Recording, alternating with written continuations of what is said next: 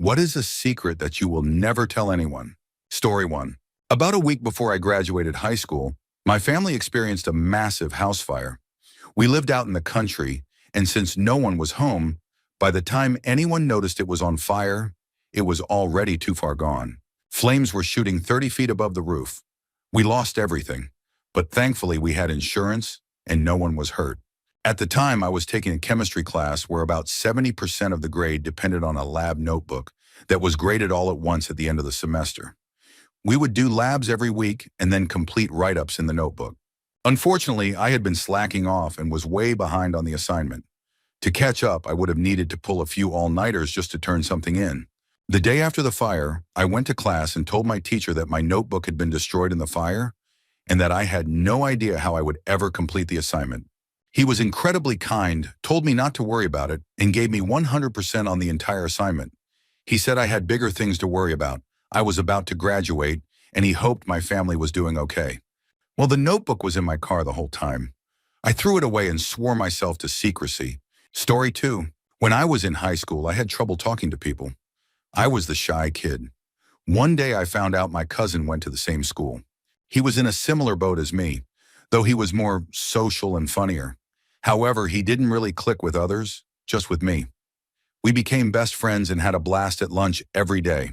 One day, a really cute girl invited me to go eat sushi with her, and I was so excited. I had plans with my cousin. It was sort of a tradition for us, but I decided to bail on him. I told him, "Yo, this really cute girl asked me to eat sushi with her." And although he seemed upset, he told me, "Cool, have fun." When it was time to go eat, I went with the girl. But when we met up with her friends, they decided to eat somewhere else. The problem? There was only room for one more in their car.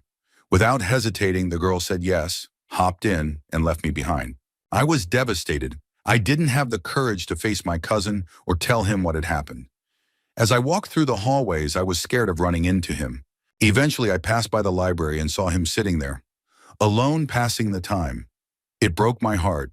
I had ditched him, and for what? Never again. Bros before everything. Story 3. When I was 6, I had an experience I didn't tell my mother about until 15 years later. My paternal grandmother had 2 dogs, Tessa, a ditzy Maltese, and Bindi, a Rhodesian Ridgeback. Tessa was too sweet and clueless to ever be mean, so we always played with her during visits. Bindi, on the other hand, was always locked away in part of the house. When I asked why, my mother would just say, "Bindi doesn't like kids." My mother had reasons to be wary of dogs like Bindi. When I was born, she had to put down her first dogs because they were aggressive toward me, even throwing themselves at windows if they saw me. For the first year and a half of my life, we operated under an airlock system, with 2 doors always between me and the dogs.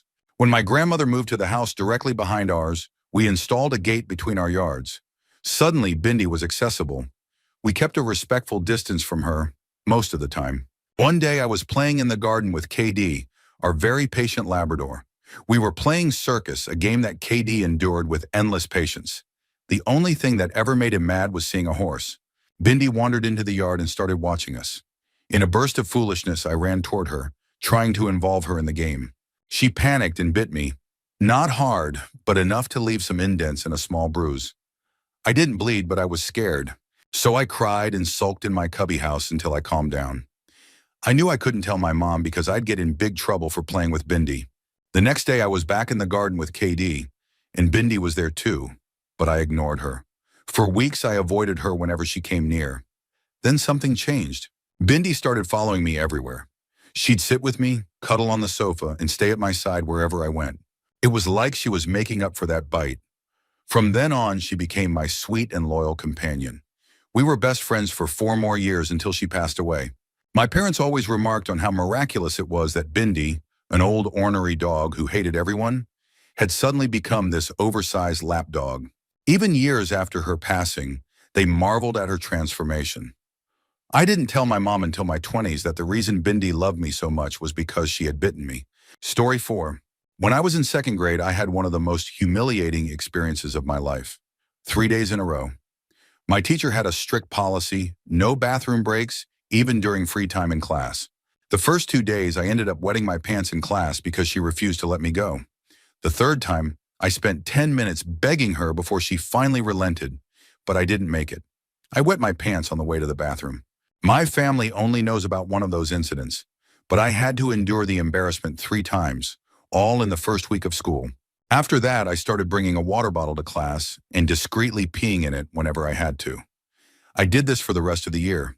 Looking back, if I could go back in time, I'd tell my younger self to just pee on her desk. That would have been less humiliating than wetting myself 3 days in a row. Story 5. Primera friend awareness sa yurmurning. When I was a teenager, I saw my friend steal 2 cans of soup. I was on my break at the grocery store where I worked and thought I saw her walk in. Curious, I went looking through the aisles to say hi. When I found her, she had her back to me and was holding a big satchel-style bag. I watched as she quickly tossed 2 cans of soup into it and looked around nervously to make sure no one had seen her. She didn't look behind her. If she had, she would have noticed me. She started walking away, so I called her name cheerfully, as though I'd just spotted her. She turned, looking startled and terrified.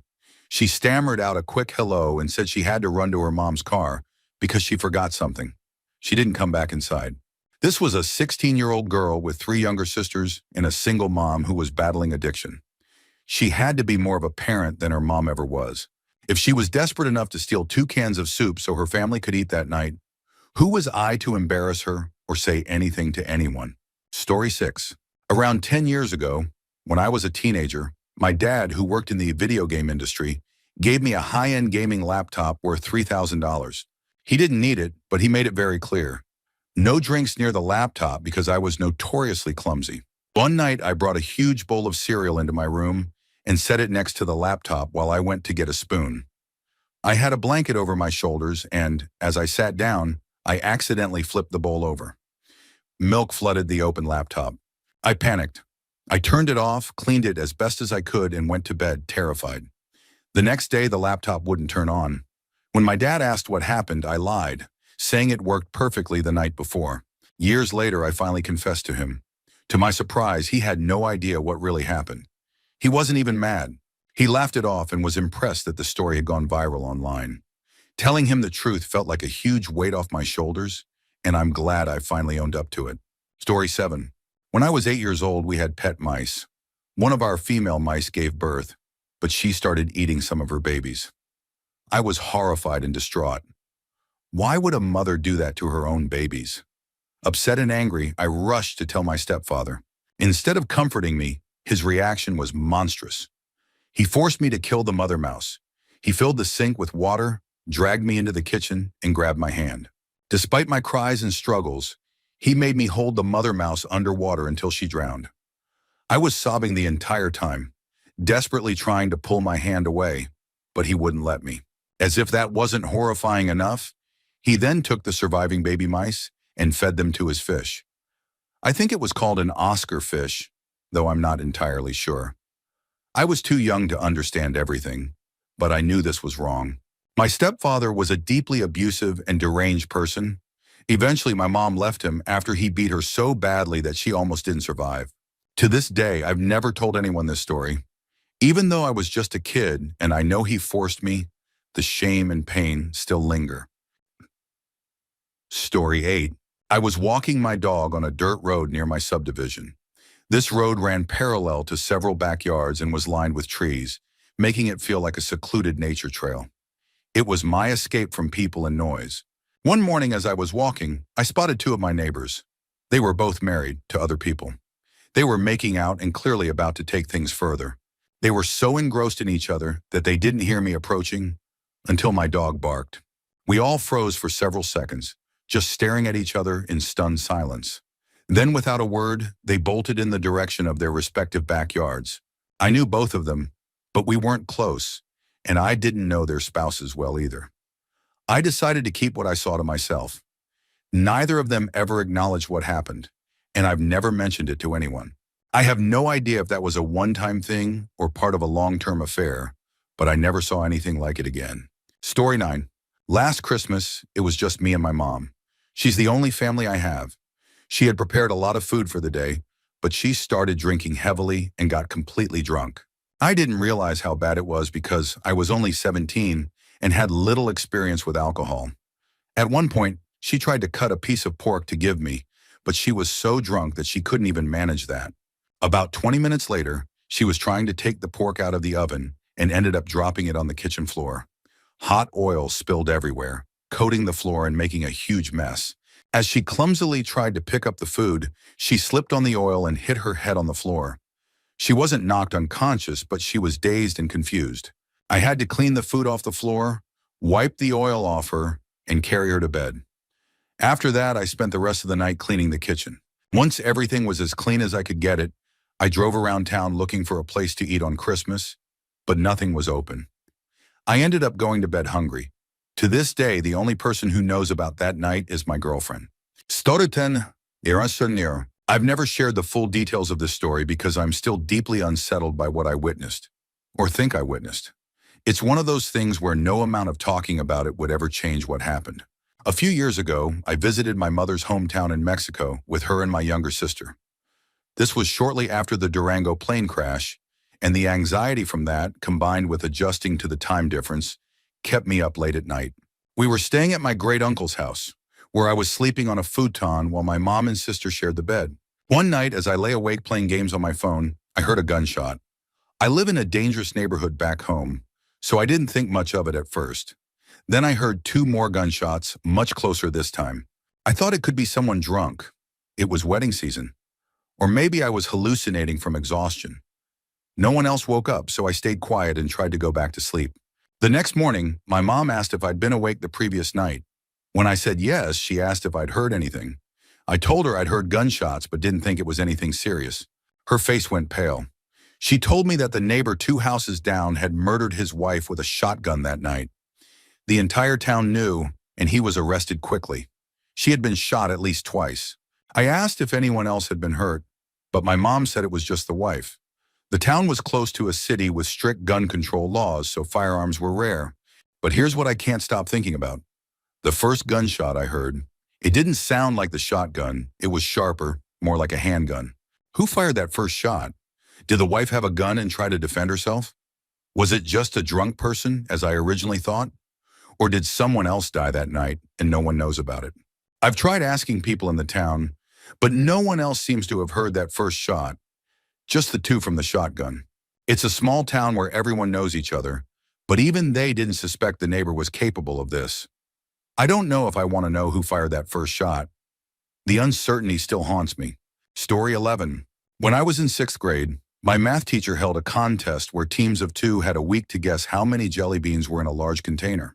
The team that guessed closest would win all the jelly beans. Kids were obsessed with it, counting individual jelly beans before class and walking around it, analyzing its size. One day, the teacher accidentally mentioned that the correct number was written on a piece of paper under the screw-on lid of the container. That gave me an idea. I approached a kid named Nate and told him I'd split my share of the jelly beans with him if he helped me. The plan was simple. On our way to lunch, Nate would tell the teacher he forgot his lunchbox and run back to the classroom. While there, he'd unscrew the lid, check the number, and then fill out a guess form with my and my partner's names on it. I specifically told him not to guess the exact number because that would look suspicious. By the end of the week, I won the contest. When Nate came to collect his share, I gave him 1 handful of jelly beans, just 1. He was furious, saying it wasn't fair, but I shrugged and basically told him, "What are you going to do about it?" Then I ate the rest of the 300 jelly beans over the next 3 days. I know I sound like a jerk, but I swear I'm not as bad as I was in 6th grade. I just really love sugar. I told this story to my wife once, and I think she sees me a little differently now.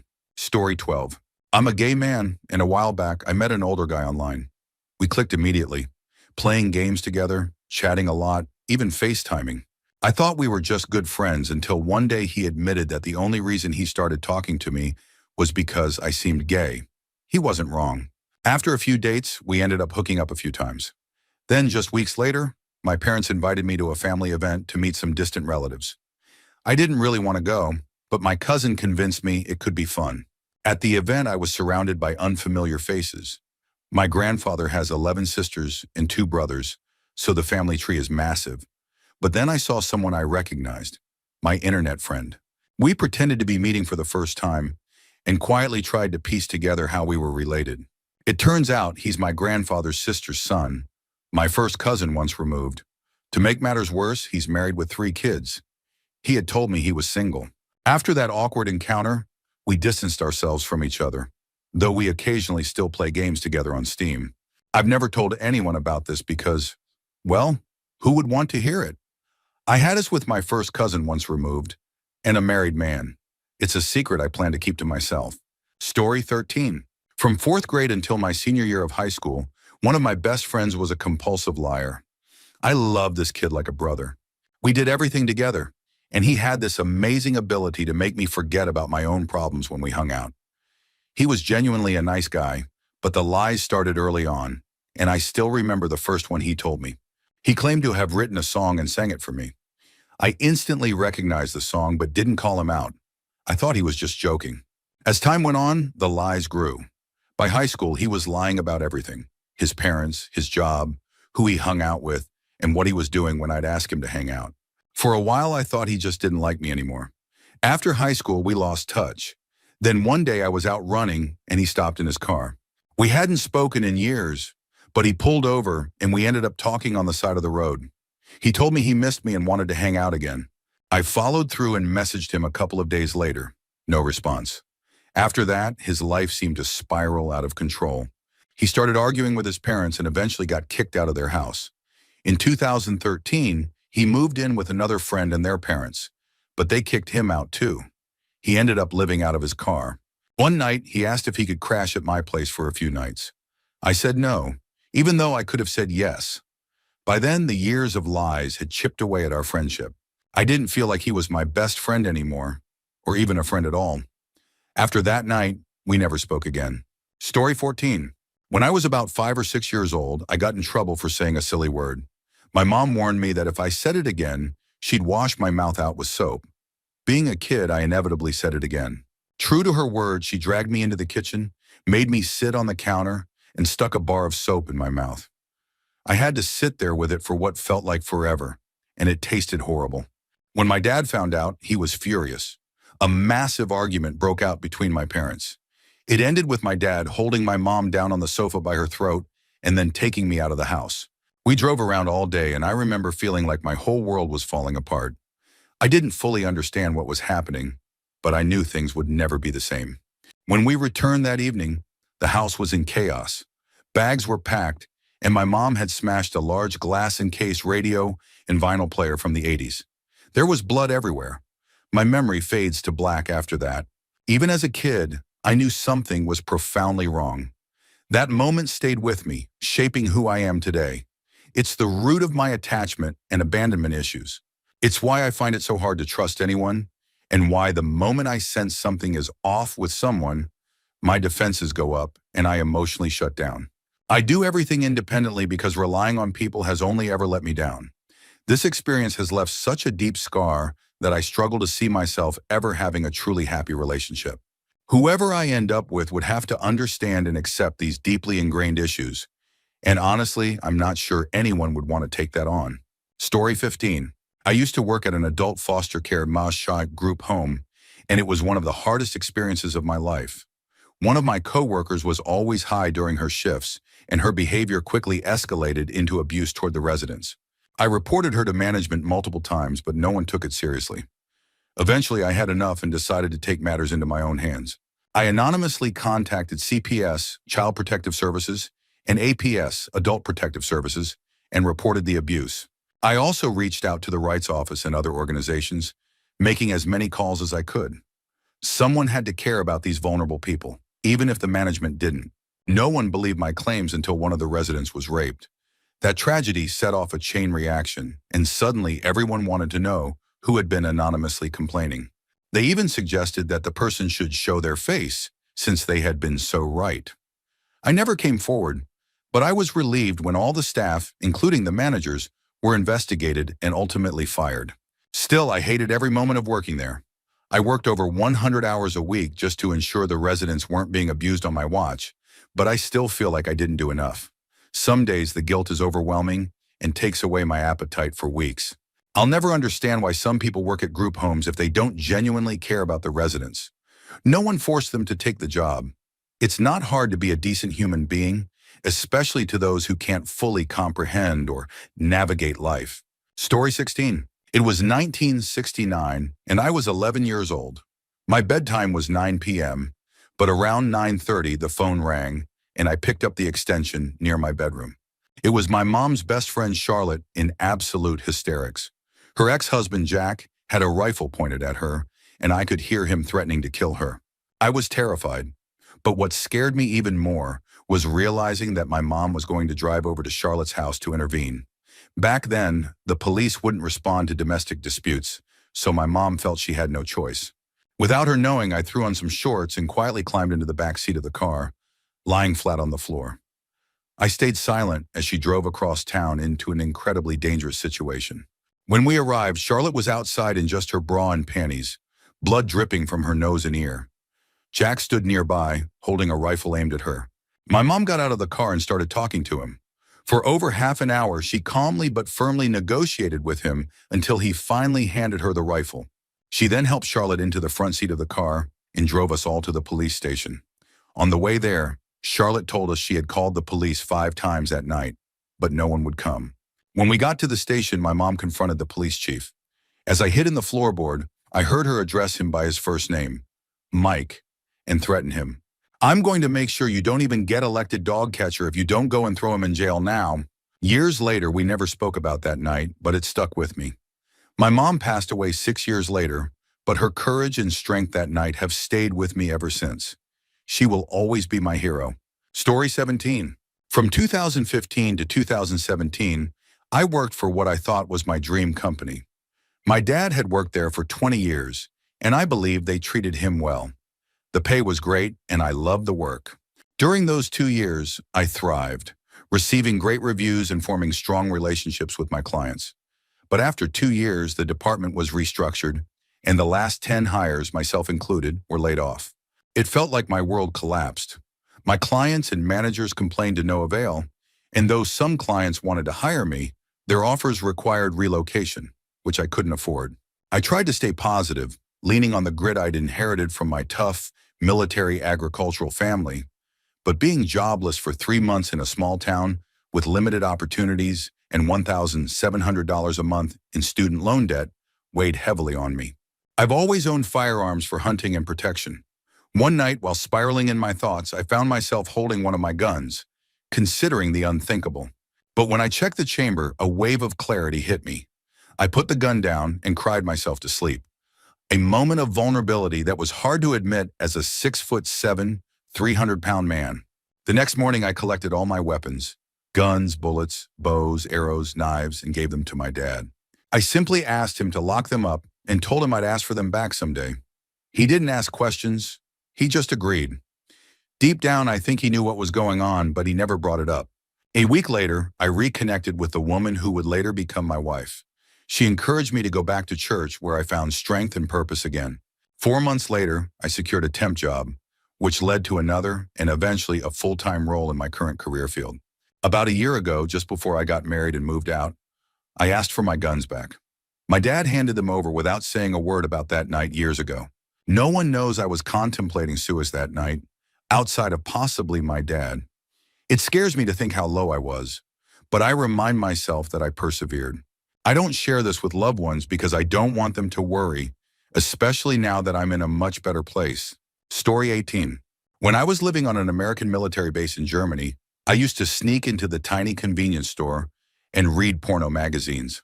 I'd carefully open them on the shelves, pretending to look at something else, and read them while trying to be inconspicuous. My plan was to drop the magazine and act like I was reaching for something innocent if I got caught. One day I did get caught, and my plan failed miserably. The store clerk scolded me, saying the magazines were a pain to send back because of their plastic packaging. That wasn't the only time I got caught. I also tried stealing Pokemon cards using the same tactic, opening the packs on the shelf and pocketing the cards. Once, a random army guy caught me in the act. He sternly warned, "You cut that ish out before I send you to jail, son." That moment scared me so much that I almost literally shed my 11-year-old pants. After that, I kept my hands off the magazines and the cards, at least on base. Story 19. In high school, I tried to befriend a girl who didn't seem to have many friends. I went out of my way to be nice to her. I bought her lunch, lent her clothes, and even sent pizza to her family for dinner once. When a school dance came up, I found out she'd never been to one, so I decided to take her as a friend date. I went all out. I bought her a dress, but when she didn't like it, I let her wear my favorite dress and shoes instead. I wore the dress I'd originally bought for her. I took her to dinner and dessert, got her a corsage, and made sure everything was perfect. But as soon as we arrived at the dance, she disappeared. She didn't respond to my texts, and I didn't have anyone else to hang out with, so I left early. She stayed. When I saw her next, I asked for my dress and shoes back. She told me she'd bring them but didn't show up to school for weeks. When she finally returned, she said the dress was ripped and one of the heels on my shoes was broken. I was upset but told her it was fine and tried to move on. 2 days later, she stole $80 from my bag. The money wasn't even mine. It was for a club fundraiser. I reported it to the school, but they wouldn't do anything about it. That's when I decided to get back at her. Her boyfriend, who always flirted with me, sold coke. I convinced him to give me some for free and slipped it into her bag during gym. Then I reported her to campus security for the reward money. I thought she'd just get sent to boot camp for a week like everyone else. It wasn't supposed to be a big deal. But it turns out she'd been lying about her age. She was actually 21 and already on probation. She ended up going to prison. Part of me feels bad because I didn't mean to ruin her entire life. I just wanted to get some justice for how she treated me. But another part of me feels like she brought it on herself. Story 20. My father once told me a story from his youth and made me promise never to tell anyone. It's one of the most bizarre and haunting things I've ever heard. When he was around 20 years old, he met a couple of Argentinians who were eccentric hippies. They taught him how to make mushroom tea, a recipe that I now know too. After they left, my dad decided to try making the tea, not to drink it, but because he was fascinated with chemistry. He ended up with a dark black liquid, which he poured into a small Coca-Cola bottle. That same day, he was invited to a festa junina, a traditional country-themed party in Brazil. He brought the bottle with him, and for reasons he couldn't explain, poured the entire contents into a large cauldron of quentão, a mulled wine drink, when no one was looking. The rest of the night was absolute chaos. People were freaking out left and right, having panic attacks, seeing hallucinations, and thinking they were dying. Every time one person calmed down, another would start screaming or behaving wildly. My father watched in absolute terror as the entire party descended into madness, realizing what he had done. He never confessed to anyone and just kept quiet, horrified by the scene he'd created. To this day, the thought of that story haunts me. It's such an insane thing to imagine happening, and knowing my dad was behind it is both surreal and unsettling. Story 21. I'm deeply convinced that I'm going to become homeless. While this fear isn't uncommon among people with severe mental illness like me, it's not just fear. It's a persistent, all-encompassing belief. I spend so much time zoned out, imagining what it will be like and trying to plan for it. I think about how I'll survive, where I'll sleep, where I'll find food, and how I'll stay safe. When I'm out in my city, I scout places that look safe to sleep. I take mental notes of food banks, shelters, and places where I might shower or wash my clothes. I've even planned how I might get to a warmer state in the winter. I've been doing this for over a decade. Every day, my mind goes there. 2 people I grew up with became long-term homeless due to substance use and mental illness. Watching them slip through the cracks has reinforced this fear for me. Rationally, I know I have a loving partner and friends who would never let me end up on the streets. But a part of me is certain it's going to happen anyway. At its core, this belief comes from anxiety and a hyper-awareness of how fragile life is. Most people seem to subconsciously believe that things like homelessness can't happen to them. But I don't feel that way. I feel hyper-aware that terrible things can happen to anyone. I see people living on the streets and think, why not me? There's so little separating us. It feels like it all comes down to luck, and my luck has never been good. Story 22. When I was 15, I tried to take my own life. I overdosed on about 40 extra-strength Tylenol pills, the only thing I had access to at the time. A few hours later, as the realization of what I'd done set in, I panicked and stumbled into my parents' room in the middle of the night. I was terrified to tell them, but I did. They rushed me to the hospital, and I was flown via helicopter to a larger facility for treatment. Afterward, I spent 2.5 months at a residential treatment facility where I finished out the school year. Only my immediate family knows that I went to my parents for help. When I returned to school, rumors swirled about why I had left, and eventually people found out I had attempted suicide. I've never told anyone that I saved myself because I've always been afraid people would think I wasn't serious or that I just did it for attention. What most people don't know is that I had been carrying those pills with me for a long time, waiting for the right moment. On the night I finally did it, my little brother was asleep in the bunk bed above me. As I lay there waiting, the thought of him finding me the next morning is what ultimately saved me. That moment of clarity, the love I had for him, pushed me to get up and ask for help. It was the darkest time of my life, but I'm here now because I couldn't bear to hurt him. That thought stays with me to this day. Story 23. There was this girl I was friends with years ago, someone I cared about so deeply that I could say I loved her. I never told her though, not until I finally had the chance and chose to cast it aside. We were great friends and I loved her so much that I became whatever she needed me to be. Her confidant, her protector, her advisor, her chauffeur, and the guy who stayed sober so everyone could get home safely. I knew everything about her, her dreams, her fears, her wishes. I wiped her tears, made her laugh, and stood by her side no matter what. Around her, I felt like the best version of myself. A loyal knight, unshakable, always smiling, and ready to bring her joy. But she didn't know me beyond that. She never saw past the armor.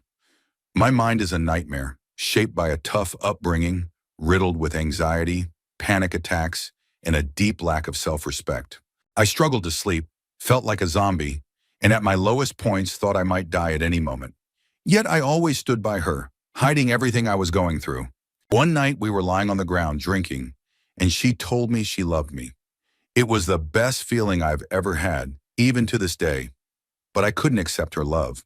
My life was a mess. Family issues, financial struggles, mental health problems, an uncertain future. I couldn't bring myself to share that burden with her. I couldn't let her see the broken person beneath the armor. So, I let her down gently, and it crushed me. I still think about that decision and wonder if it was the right one. Did I protect her from my chaos, or did I miss out on something beautiful? I'll never know. It's my little secret, now ours. Story 24. Forgive the format, I'm on mobile. I've been battling depression for about 10 years, maybe even longer. My life has been extraordinarily shy, but I've worked hard to make it better. I went from having no education to earning a degree and landing a job that pays $67,000 a year, all within 3 years. I married someone I truly loved, and he's been a good dad to my son. But then things fell apart. For 3 years, my husband ignored all my physical and emotional needs, even after I tried talking to him about it. Eventually, he cheated on me, and that was the breaking point. I snapped and told him I wanted a divorce. I moved out, got some of my life together, and tried to move on. My son stayed with my ex because he's in the final years of school, doing well academically for once, and I didn't want to disrupt that. I tell people it's better to be alone than to feel alone in a relationship, but honestly, I don't know anymore. I don't miss my ex or love him anymore, but I feel stuck. Sometimes I think about how I could disappear and it wouldn't make much of a difference. My son forgot my birthday and Mother's Day, and while holidays don't matter much to me, it reinforced this feeling of just existing, being here, but not really being seen. Don't worry, I'm not going to harm myself. My son depends on me, and even when he's grown and on his own, I refuse to leave him like my mom left me. I've thought about getting help, but deep down, I don't think talking to someone will change anything. For now, I just keep going, hoping things will feel better someday. Story 25. When I was around 15 or 16, I'm 28 now, I got into an online game called Gun Z The Duel. The game had an option to purchase in-game items using simple bank details, the account holder's name, bank account number, and the associated bank. Being a brilliant teenager, I thought, how hard could it be to get this info? After some digging, I stumbled upon an online forum for a web shop where people were posting these exact details, calling out sellers they suspected were scammers. I started using this information to buy tons of in-game merchandise. I justified it to myself by thinking, they're scammers, so it's not really wrong. This worked fine for a while, until one of the accounts I used turned out to belong to an innocent person who'd been falsely accused on the forum. That person noticed the unauthorized transactions, reported them to the police, and everything spiraled out of control. Detectives were assigned to the case, and it was treated as serious bank fraud. They eventually traced everything back to me. When they reached out, I panicked and came up with a story. I claimed that I'd been scammed by someone online who gave me the bank details and told me to use them for my transactions in the game. Shockingly, they believed me. The game officials cleared all the merchandise from my account and the case was closed. To this day, no one knows I was the mastermind behind the fraud. It's a secret I've kept all these years, and it'll stay buried here with this confession. Story 26. When I was about 10 or 11, I went to a friend's birthday pool party. There were around 15 other boys there, most of whom knew each other from school, but I didn't. I felt like an outsider. The pool was incredible, uniquely shaped with boulders, a rock water slide, and lots of hidden spots to hang out. One of the boys, Chet, stood out immediately. He was the stereotypical spoiled kid, athletic, rich, good-looking, and incredibly arrogant. Even though it wasn't his party or house, he acted like he was the leader. He hogged all the toys, made sure he was first for everything, and somehow everyone else seemed to adore him. At one point, we were throwing all sorts of balls in the pool, footballs, basketballs, beach balls, and it got chaotic.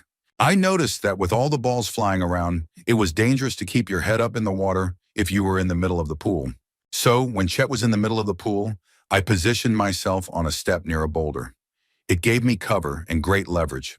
I used every ounce of strength to throw a football at him from about 10 to 15 feet away. I didn't think I'd actually hit him, but I did, right in the side of his face. No one saw me do it or figured out the trajectory of the ball. It was so chaotic that people just shrugged and moved on. Chet, on the other hand, wailed and cried while everyone said, "I don't know who threw it. It could have been anyone." He was fine 30 minutes later and back to being his usual self, but I wasn't intimidated by him anymore. I've seen him a few times near where I grew up. He's still kind of a jerk, but seems happy enough with his life. Meanwhile, my world has grown much larger than his, and I'm very happy with where I am today compared to where he ended up. That moment in the pool? Let's just say it felt like a small, satisfying victory. Story 27. Years ago, I was a heavy drinker. Problematically so. Christmas has always been a big deal in my family, with relatives coming from all over the country to gather at my parents' house. Ironically, addiction and alcoholism are also big issues in my family. On Christmas Eve, I went to a CVS drive-thru to pick up some medication. After dropping off my prescription, I decided to head to my usual bar for a few drinks while it was being filled. Before long, they called to say my meds were ready, so I left the bar and picked them up. But since I had time to kill, I went back to the bar for more drinks. It was Christmas Eve, and everyone was buying rounds of shots. I drank hard, too hard. When I finally decided to leave, I knew I was wasted. At the time, I had a terrible routine of taking an Adderall to sober up when I needed to keep going. I was a bartender back then. So in my drunken haze, I instinctively took a pill and started driving home. On the way, I passed the same CVS I had been to earlier. I was so drunk that I thought I still needed to pick up my meds. I went through the drive-thru again and asked the pharmacist for my prescription. They awkwardly told me to wait a moment and walked away. The next thing I knew, I was being woken up by a bunch of cops. I had passed out in the drive-thru and the employees had called the police.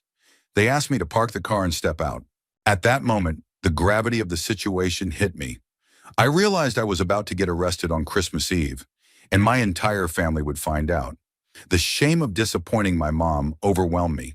There were 11 officers surrounding me while I did the sobriety test. I knew I reeked of alcohol and expected to be arrested. After I finished the test, the officers huddled up and discussed amongst themselves. Finally, the main officer came back and said, "You don't seem too drunk, but I can smell alcohol on you.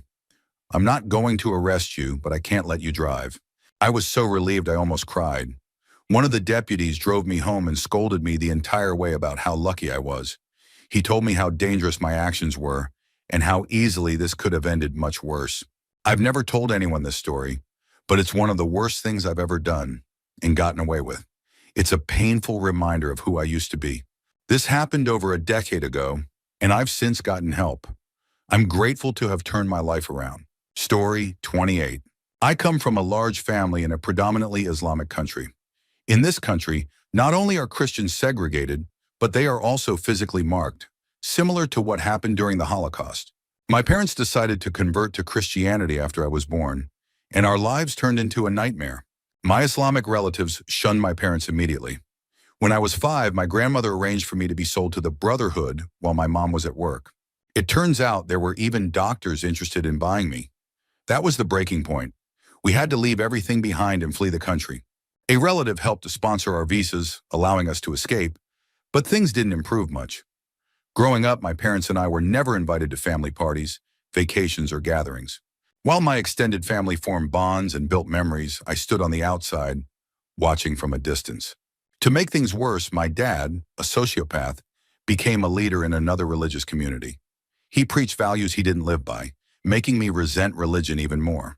I've never shared this with anyone because of the ignorance and judgment surrounding anti-Islamic hate. People don't realize that many girls wearing hijabs don't have a choice. Behind every child forced to cover their hair is a set of parents threatening them with rejection from God if they don't comply. I've grown to hate all religions, especially Islam. Religion doesn't unite people. It creates division, imposes rules that strip away humanity, and fills people with fear under the guise of morality. It promises rewards like 72 virgins and a spot next to God. But in reality, it only enslaves people with false guidelines, robbing them of their power. Story 29. Years ago, I worked as a field tech in IT support. One day, I called ahead to my next stop, about 20 minutes away, to let the point of contact know I'd be there soon to upgrade some equipment.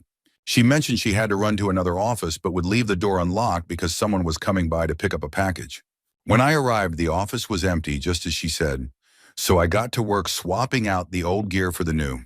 As I was about to pack up and leave, I was suddenly hit with a "I have to sha now" feeling. I ran to the bathroom and did my business. After flushing, I went to wash my hands, but then I heard an ominous sound. The toilet started backing up. Shh, piss. And toilet paper began bubbling over the rim and flooding the floor. The smell was horrendous, and it wasn't just mine. I think the septic tank must have been backing up. Panicked, I had no idea what to do. So I made the terrible decision to put the old equipment back the way I found it and leave. I called the contact and lied, saying I'd been held up at my last appointment and would need to reschedule for the following week. When I returned the next week, the office was undergoing renovations. I casually asked what had happened, and she said the guy who came to pick up the package had apparently clogged the toilet, causing it to overflow. She mentioned that he denied using the bathroom. If you're reading this, package guy, I'm so sorry. Life hadn't prepared me for that moment, and you took the fall for it. Story 30. When I was around 10 to 12 years old, I had Ross River fever for about a month. It caused swelling, pain, and exhaustion. I couldn't go to school and was essentially bedridden.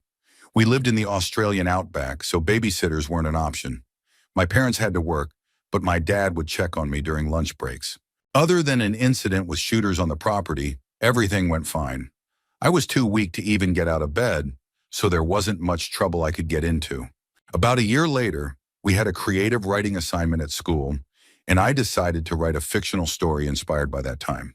I made up an elaborate tale about how I'd somehow managed to pull my wardrobe over with the door open, trapping myself inside it in the dark, too weak to escape and with no one to help me all day. My mom, unfortunately, was a notorious snoop.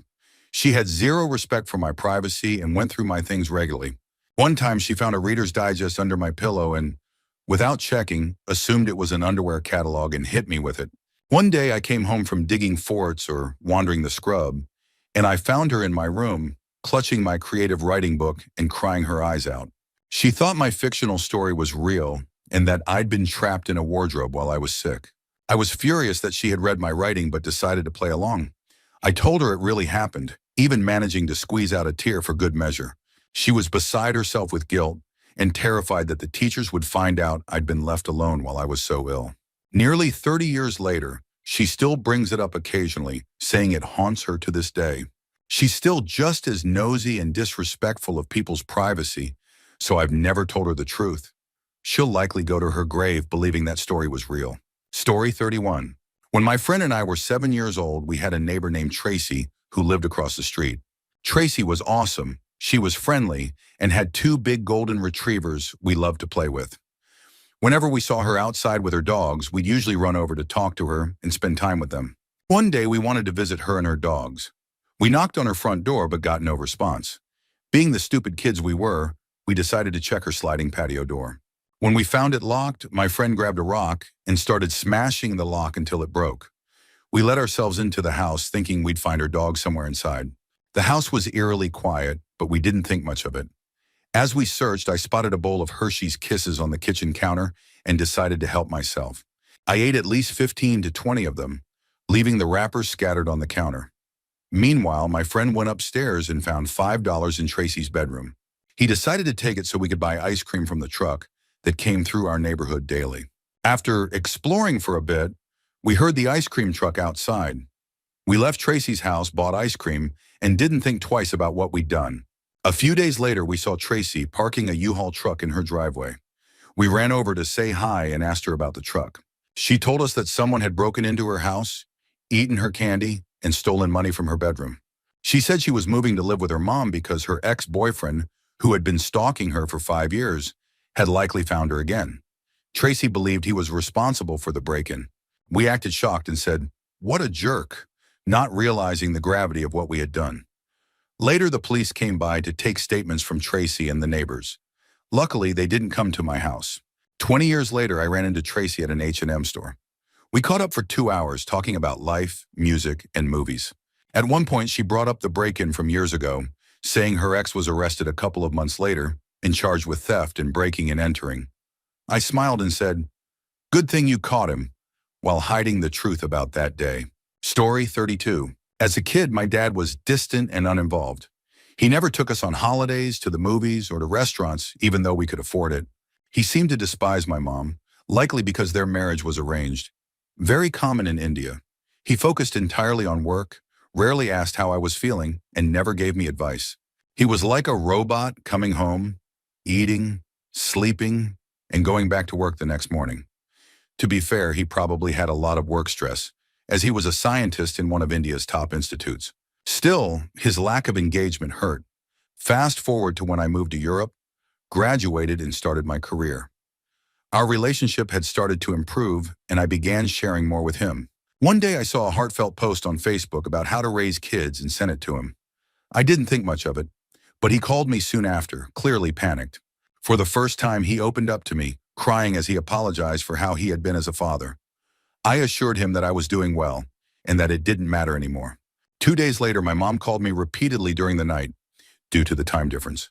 When I finally answered, she told me my dad had suffered a heart attack and passed away.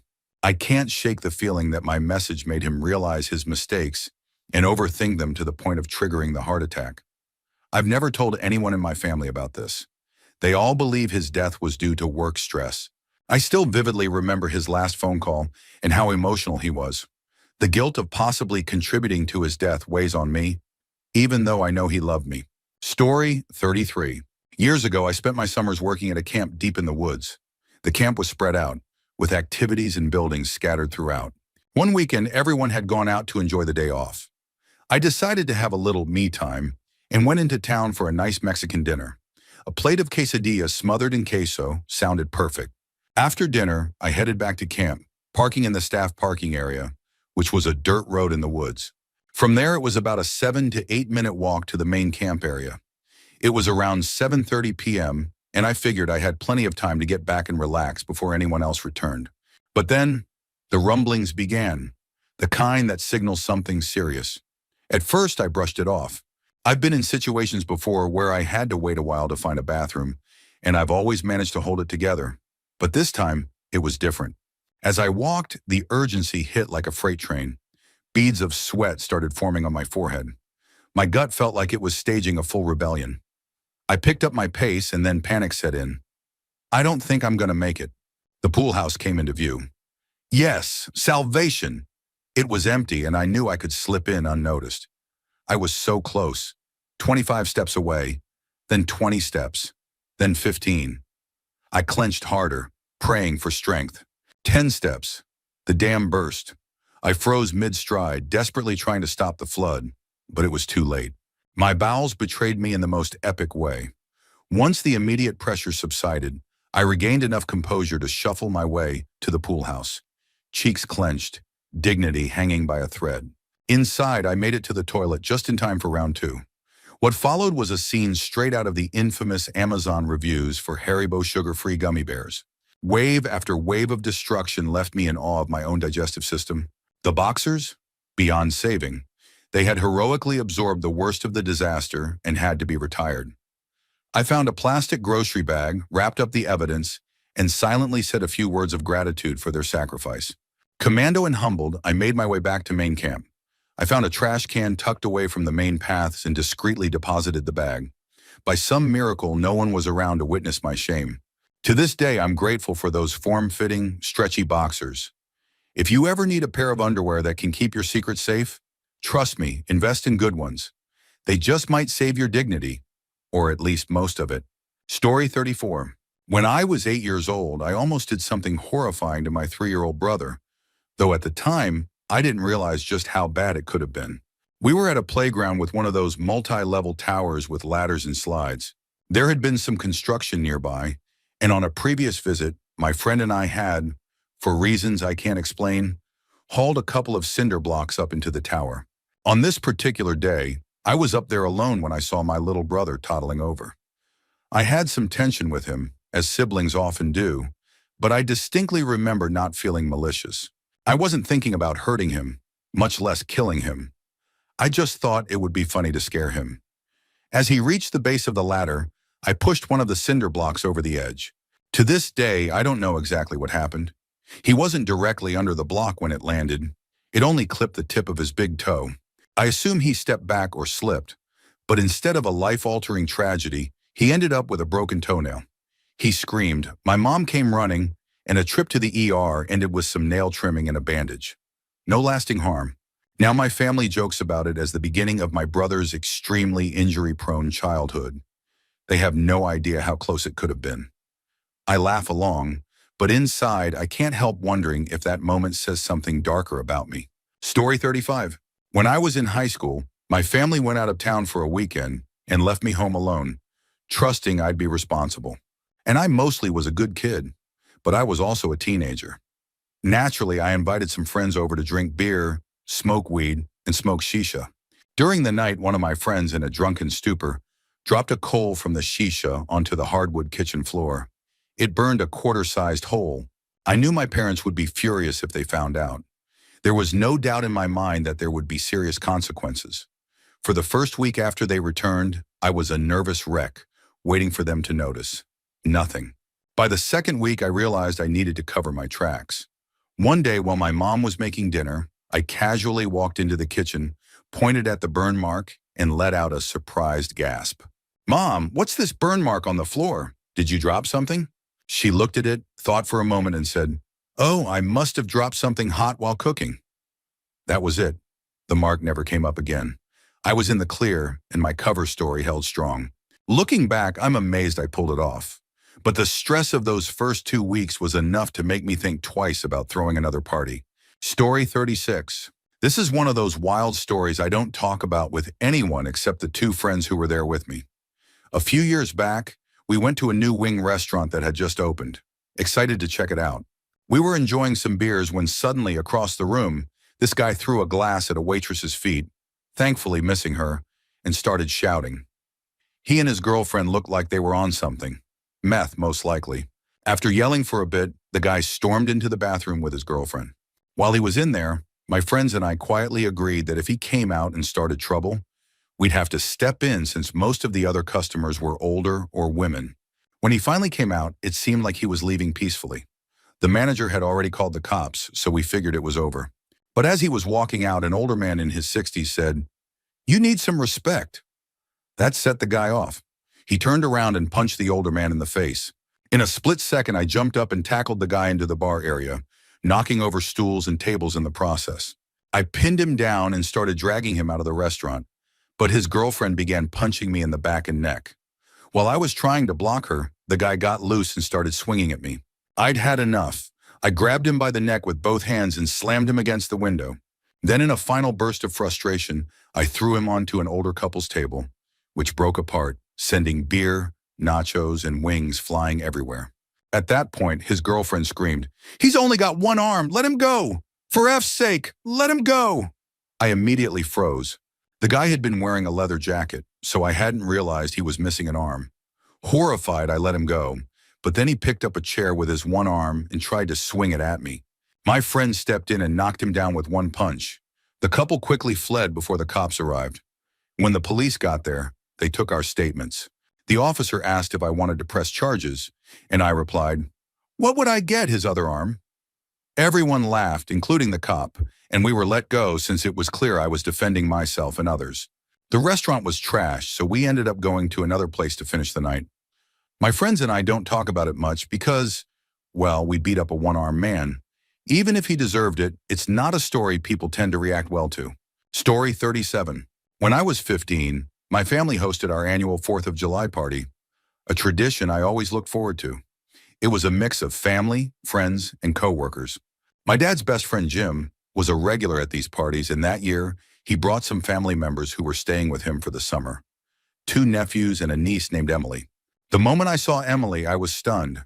She was my age, and to me, absolutely perfect. Looking back, she was probably just a bit above average in terms of looks, but in my eyes, she was everything.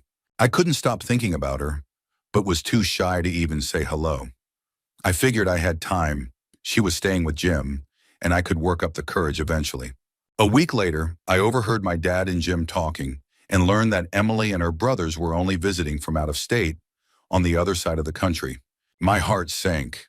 I felt like I had blown my chance, and the thought of never seeing her again hit me hard. For months, I was down on myself for not having the confidence to talk to her. By January, I decided I needed to change. I realized my self-consciousness about my appearance was holding me back, so I started lifting weights. My cousin, who was into fitness, helped me out, and by the time summer rolled around, I had transformed. I went from 135 pounds to just over 180, and people started noticing. As July approached, I couldn't help but feel a mix of excitement and nerves. I thought, what if Emily comes back? I was ready this time, but she didn't. That year, I came to terms with the fact that I'd probably never see her again. I felt like all my effort had been for nothing. To this day, I've never told anyone about Emily or how she inspired me to start lifting. I also haven't felt that way about anyone else since. She'll always be the person who unknowingly pushed me to grow, even if we never had a single conversation. Story 38. I had a cat who was peeing all over the house. She never used her litter box, and I couldn't figure out why. Over the course of months, I took her to the vet at least 5 times to check her health, her bladder, and for urinary crystals. We tried 2 different anti-anxiety medications and even an antidepressant. Out of desperation, I hired a cat behaviorist, but she turned out to be completely unhelpful. Either a scammer or delusional. She claimed that the lack of crystals and calming energy in the house was the issue, and recommended getting rid of certain paintings and home decor in colors cats couldn't see, arguing that it made the cat feel alienated. I kicked her out of my house after 1 hour, though I still paid her. Despite all my efforts, the problem persisted. My other cat began peeing in the same spots as her, and my house started to reek of cat urine. The floors were ruined, the urine seeped into the baseboards and plaster of the old house, and the smell was unbearable, especially during humid summers. I felt like I was living in a litter box. The breaking point came when my 1-year-old daughter crawled through a puddle of pee we hadn't spotted yet. That was it. I had been trying to rehome the cat for months, thinking maybe the other cat was bullying her when she tried to use the litter box. But after countless failed attempts, I gave up. I drove her to a city shelter. They made it clear she would be put down that same afternoon if I left her there. I left in tears, devastated by what I was doing. She was a sweet, loving, and cuddly cat who adored me. I knew she wasn't peeing out of spite. Something was wrong, and I couldn't fix it. She trusted me, and I betrayed her. 2 days later, I received a response to one of my old ads. A kind woman offered to take her in and give her a fresh start. It was 2 days too late. If I just held out a little longer, my cat might have lived and found a home where she could be happy. To this day, I can't forgive myself for what I did, and I'll never tell my wife or kids about it. They don't know I had a potential solution within reach. My cat deserved better than what I gave her, and it haunts me still.